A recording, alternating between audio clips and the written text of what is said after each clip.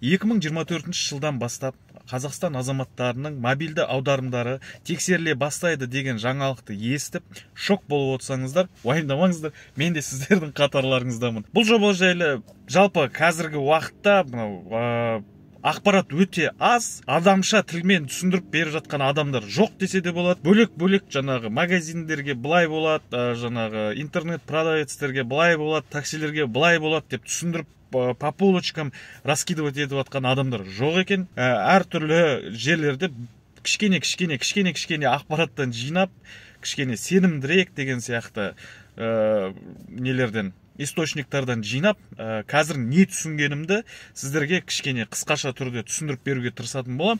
Ал болашақта бір толық ақпарат шығып жатса, немесе өзім бір юристтермен, бухгалтерлермен ақылдасып, толық мәлімет бар болған кезде бір бөлек тағы бір видео шығаратын болам. Ал қазірше менің ойымша сенімді ақпараттық порталдар бар, жаңағы газеттер бар деген сияқты. Сол жерлерден жинаған ақпараттармен бөлісетін болам. Бұл видеода мен өзімнің ойымды және сол жаңағы ақпараттық құралдардан жинаған информациямды айтамын. То есть ешкімді ешқандай жаңағы бір осылай жасаңыздар деп шақырып жатқан жоқпын. Тек қана өзімнің жаңағы көзқарасыммен өзімнің ойымды айтып жатырмын. Баршаларыңызға қайырлы күн. Сіздер Қазақ такси арнасындасыздар. Арнаның жүргізушісі мен Орынбаев Мерей. Бұл арнада мен өзімнің такси бағытында жұмыс істеп жинап жүрген тәжірибеммен бөлісіп жүрмін. Егер сіздерге такси бағыты қызықты болатын болса, осы арнаға жазылып қоюды ұмытпаңыздар, қоңырауды басып қойыңыздар. Видеоның басынан аяғына дейін көріп, ұнаса лайк, ұнамаса дизлайк басып, не үшін ұнады, не үшін ұнамады, комментарийға жазып, сұрақтарыңыз болса, ұсыныстарыңыз болса да комментарийға жазып қойсаңыздар болады. Қазірше барлықтарыңызға жауап беруге тырысып жүрмін. Және бөлісетін таныстарыңыз болса, осы бағытта жұмыс істеп жүрген адамдар болса, может, менің видеоларым бір адамға пайдасын тигізеді деген ойларыңыз болса, біреулермен бөлісіп жүрсеңіздер де болады. Алдын ала барлықтарыңызға рахмет. Сіздердің белсенділіктеріңіз мен арнамның дамуына көмегін береді және маған үлкен мотивация береді. Ал ондай болатын болса, кеттік.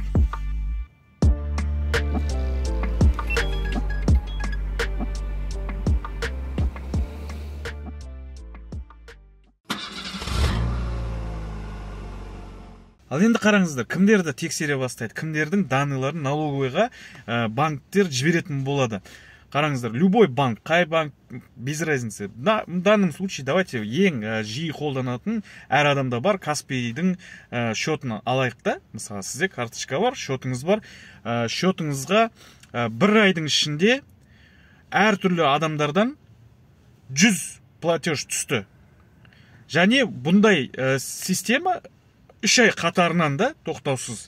Жаңа 100-ден жоғары, 3 ай подряд әртүрлі адамдардан нелер келіп жатса, сізге поступлениялар келіп жатса, Каспий алатта оның данныйларын жаңағы налоговыйға жібереді. Налоговый ол адамды тексереді, то есть ИП бар ма, отчет тапсырып жатыр ма, жоқ па, налог төлеп жатыр ма, жоқ па. И егер бір күмәнді бір нәрселер болса, ол адамды налоговыйға шақырады. Сөйтеді, разбирательство басталады. То есть қандай штраф, қандай не бар екені әзірше түсініксіз, то есть мағлұмат таппай жатырмын. Ол үшін мен жаңағы бір білікті маман, сол маман жаңағы немесе бухгалтер, немесе жаңағы юрист, заңгер дейтін сияқты біреулермен консультация жасауым керек. А ондай консультация, то есть білімі мықты юристер жаңағы консультациясы тегін емес. Сол үшін кішкене күте тұрарсыздар.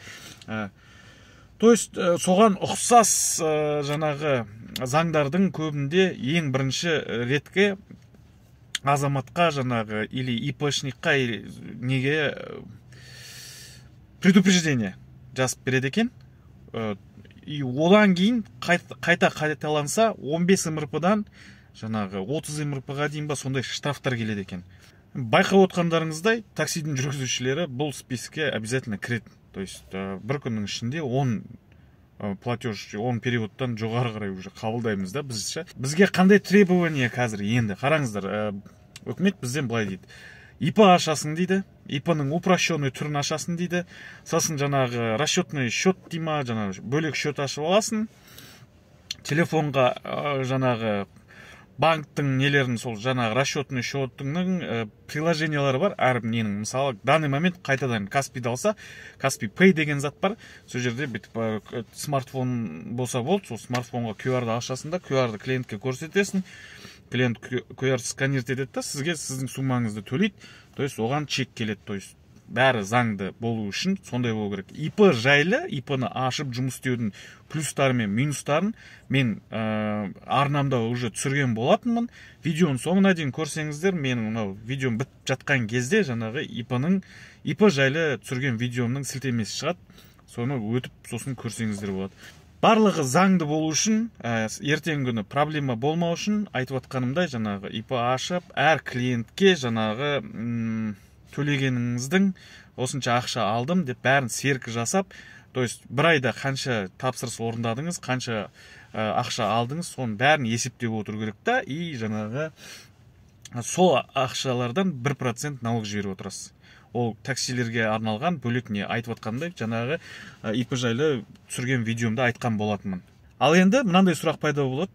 Біздің жаңағы заң қабылдағыш мәжілісімізге халықтан ажырап кеткен, заңды қабылдаған кезде 1 грамм зерттеу жүргізбейді, 1 грамм жаңағы халықпен сөйлесіп, ақылдаспайды. Олардың арасында жаңағы жұмыстан бос уақытта анда-санда шығып таксовать етіп жүрген адам да жоқ, өмірінде таксовать етіп көрген адам да жоқ деп ойлаймын, менің ойымша. Бірақ заң қабылдай береді.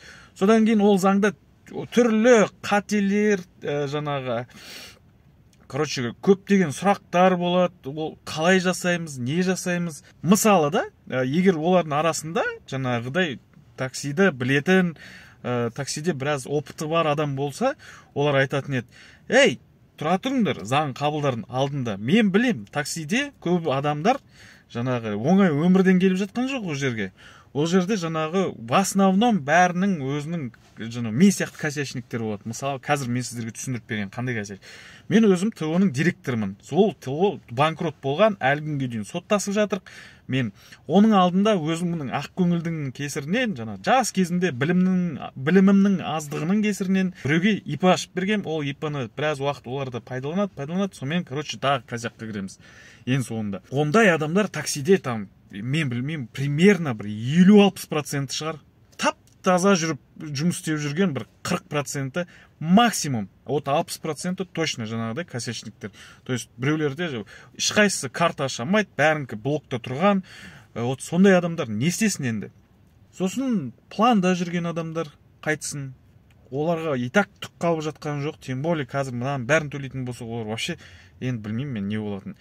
Сосын анандай адамдар бар, жаңағы жұмыстан бос уақытта жаңағы немен істейтін, сутка через двое істейтіндер бар ғой. Солар арасында шығып кішкене үйіме жетпеген жерлерін бітейін дейтін сияқты да. Мысалы, мына жақта айлық жетпей жатыр, кішкене жетпей тұр. Машина жөндеп қой керек, бензин құйып қой керек, арасында бір нәрсе, праздник болған кезде ақша жинап қалу керек деген сияқты. Сондай адамдар не істейді? То есть айтып жатырмын ғой, сол жаңағы мәжілістің ішінде адамдар болса, ақылдасатын болса, қазіргі бар заңдарымызды туралап алайықшы, соның бәрін жұмыс істетіп алайықшы. Содан кейін ғана барып, давайте жаңа заң қабылдайық деп айтса да, мысалы. Бұлар қазір қазынаның, по-моему, ақшасы бітейін деп жатыр. Сол үшін кім қайтадан адал еңбек, ешкімді алдап жүрген жоқпыз. Адал еңбек. Сол ұрлап атқан жоқпыз. Просто адам тасып, жұмыс жасап жүрміз. Біздің зиянымыз тиіп жатқан жоқ. Басқа проблемалар көп. Зорлық, зомбылық. Қаланың қарасаң, лудаман тола. Қаланың бәрі жаңағы букмекермен толып қалған. Даже мен бүгін іздеп жатқан кезде, осы видеоны түсірердің алдында мағлұмат іздеп жатқан кезде Нұр.kz-тің несінен қарап атсам, сол жердің бәрі 1xbet. Зорлық, зомбылық. Адам өліп жатыр. Шахталарда адам өліп жатыр. То есть айтпақшы еще алдында мен алаяқтарға алданып қалдым ғой, машинамды жаңағы ол да видео бар. То есть бізді 5 адамды заявлениемізді қабылдамай қойды. Бұндай статья жоқ, бұл әшейін типа гражданский біреуге қарыз бересің да қайтара алмай қаласың ғой, тура сондай сияқты дейді. То есть 5 адам 300, 400, 500 мың теңгеден бір кісіге алданып не қылғанның өзі, ол типа жоқ, бұл факт преступления жоқ дейді да, бізден заявление қабылдамайды. Біз не істейміз десе, хотите прокуратураға барыңдар дейді да, ол жерде тура сондай адамдар отырады. То есть бар проблемалар шешу жоқ. Біз жаңа заң қабылдаймыз. Жаңа заңды жөндеп түсіндірмейміз. Біз өзімізді өйткені оны жөндеп түсінбегенбіз, просто қабылдай салдық дейді да. Сосын оны олар түсінбесе, біз сияқты қарапайым халық қақтан түсінсін? Олар да түсінбейді. Сөйтеді да до конца жүреді. Сосын бір күні қадалады, штрафқа келеді, или немесе жаңағы таксовать етіп жүрген кезде бір налоговик па или тайный покупатель ма отырады да айтады, маған чек бер дейді. Бізде чек жоқ дейміз. Все, мен налоговыймын, саған штраф. Сосын қайтадан жаңағы ана жерде біреулер мақұл штраф дейді да, төлейді да, а кейбіреулер айтады, братан, давай по-свойски дейді да, анаған қайтадан взятка, қайтадан проблема болады. Сол не үшін ойланбайтын, мен вообще түсінсем бұйырмасын бар ғой. Бір мысал келтіргенге отыр. Анау басқа телевизордан көретін жарсыздар, басқа дамып кеткен елдердің парламенттері, мәжілістері жаңағы заң қабылдап жатқан кезде бір-бірімен ұрысып, қырылысып, ең соңында төбелеске жетіп жатады. Не үшін ондай болып жатады? Өйткені ол жерде біздікі сияқты бір партия 70% емес та, сол 30 жыл бойы отырған бір адамдар отыр да бізде. Ол жерде постоянно ауысып жатады. Ол жерде бір партия емес, ол жерде көп партиялар, әр партиядан там 5-6 адамдардан отырады. Әрқайсысы әртүрлі адамдардың, әртүрлі населенияларды, жаңағы біреулер таксистердің құқықтарын қорғап жатады, біреулер жаңағы медиктердің, магазиндердің, бизнестің, ананың, мынаның, жан-жақтың, короче, әр жақтың нелердің құқықтарын қорғап жатады да, мына жерде біреу тұрады да айтады, ол жерде жаңағы дамып кеткен елде или бір кішкене нормальный мәжіліс, парламент, нормальный елдерде жаңағыдай бізден ұйқыдан тұрады да, давай анау Каспий переводтарын бәрін тексере бастайық деген кезде, таксистер, магазиндер обнаглели деп айтқан кезде, басқа жаңағы нелер тұрады да, сен есің дұрыс па, сен олардан спрос алу үшін, налогты қырып жинау үшін, жинардың алдында сендер олардың жағдайын түсініңдер. Міне, олар осынша уақыт, Алматының мысалы көшелерінде 16-15 сағат жұмыс істейді. Алматыда біріншіден машина айдау стресс. Просто мен бала шағаларымды мектепке тастап, үйге жұмысқа келгенше, сосын жұмыстан шығып, бала шағаларымды алып, үйіме жеткенше мен стресс аламын. Сіздер жаңағы таксистердің несін, психикасын қарап көріңіздерші, азынан кешке дейін қалай мынау қалада машина айдауға болады деп айтады. Ол бір деп айтады. Екіншіден, мынау жолдарды қараңдар. Ойық, қыстың бірінші ай өтті, жаңа жылдан өтіп кетті, жолдың бәрі былтыс шығып кеткен, ходовкадан түк қалған жоқ. Сол жолдарды жөндейік. Олар сол жолмен азынан кешке дейін жүреді, то есть олар бізге қарағанда 20 есе көбірек жүреді, то есть оларға амортизацияға да 20 есе ақша көп кетеді. Майды 20 есе көбірек ауыстырады бізге қарағанда, то есть әшейін водительдер, жұмысқа барып келіп жүрген адамдар, олар жарты жыл, бір жылда бір рет май ауыстыратын болса, біздің таксистер айына 2 рет ауыстырады, 3 рет ауыстыратындар бар. То есть соны не қылады, айтады. Сол үшін давайте бірінші жолды жөндейік. Запчастьлердің бағаларын көріңдер ма дейді.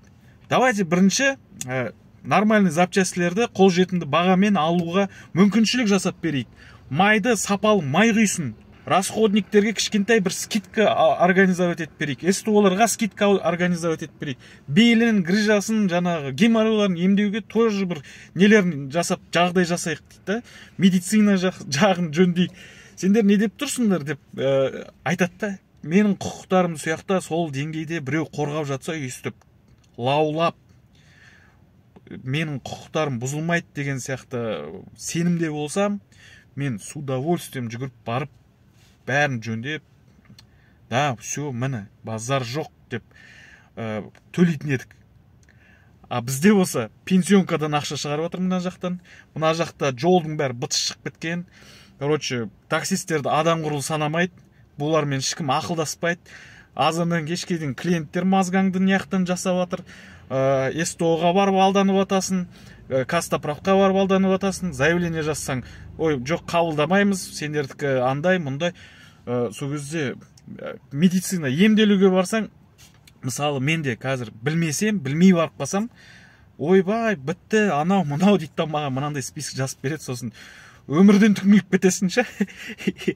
И сондай болып жатқан кезде еще саған, жоқ, енді сен налог төлейсің, төлемесең мен саған еще штраф салам деген кезде не деуіміз керек біздің? Қазір бәрі амалдай бастайды по возможности. Өйткені мысалы мен сияқтылар вообще оларда не счет ашамайды, ашса да қайтып блокқа салып тастайды. Олар қайтеді амалдайды. Осы күнге дейін қалай амалдап жүр, тура солай амалдайды. Елдің бәрі сөйтіп амалдай бастайды.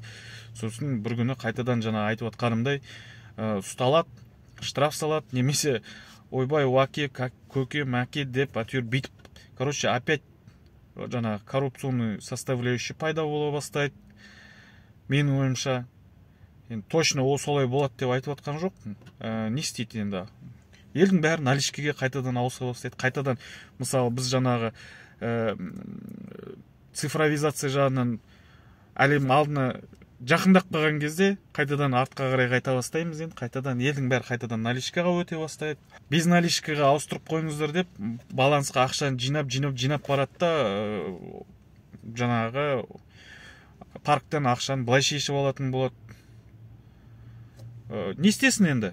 Қайтсын енді? Басқа амал болмаса, осыдан басқа табыс көзі болмаса, ол адамдар счет ашса блокқа түсіп кететін болса, не істесін ол адамдар?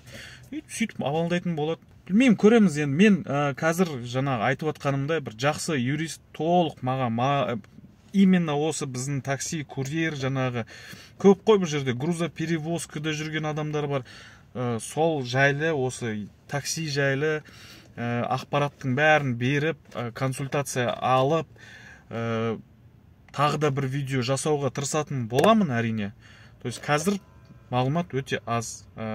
Бар білгенімді сіздерге бүгін айтып бердім. Балансыңыздағы ақшаны наличкамен қолыңызға беретін парк іздеп жүрсеңіздер, менің партнерларым iTaxi-мен жаңа адалға тіркелсеңіздер болады.